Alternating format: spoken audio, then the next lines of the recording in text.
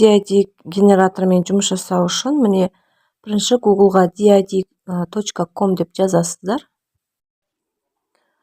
Генераторға кіргеннен кейін өздеріңіздің Google аккаунттарыңызбен тіркеліп аласыздар.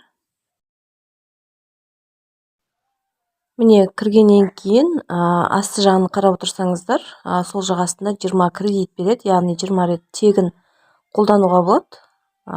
20 кредит біткеннен кейін басқа аккаунтпен тіркеле аласыздар.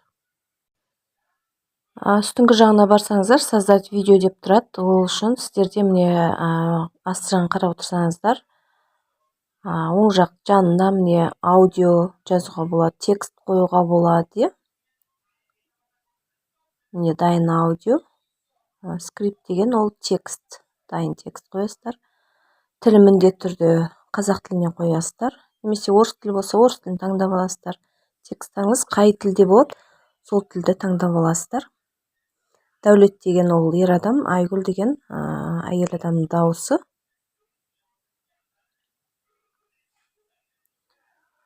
Мына жерде неше түрлі аватарлар тұр. Өздеріңізге керектісін таңдап алуға болады. Бірнеше аватар бар.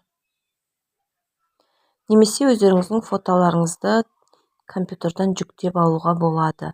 Қандай форматта болу керек, барлығы тұр міне. Компьютерден жүктеу үшін өздеріңіздің компьютерда сақтап қойған папкаңызға барып, керекті фотосуретті таңдап аласыздар. Мен бір өзім папкаға сақтап қойғанмын фотосуретімді. Сохранить деп басып, бірінші добавить етіп аласыздар.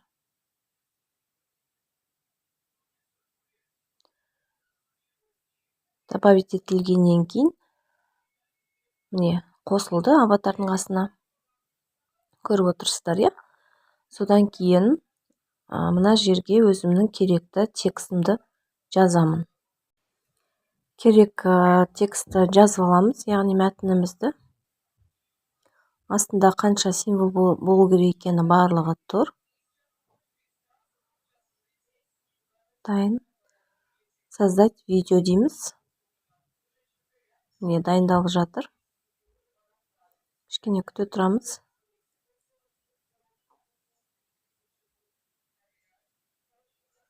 Болды, енді создайтты басамыз. Асты жағын бәрін қарасаңыздар, қанша кредит қалды, қанша рет қолдандыңыздар, видеоға ат қоюға да болады, қанша секунд болды, уақытына дейін барлығы тұр. Создайтты басамыз.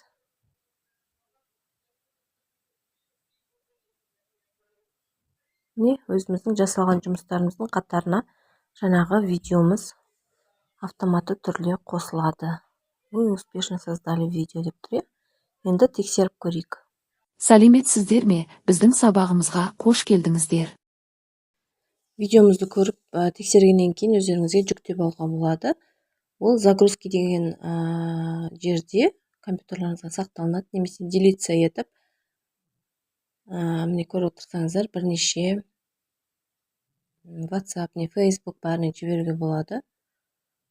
Бірнеше мессенджерлар тұр, өстіп өзіміздің WhatsApp-ымызға жіберіп, қалаған чатымызға жүктеп жібере аламыз. Бұл бірақта сілтеме арқылы ашылынады.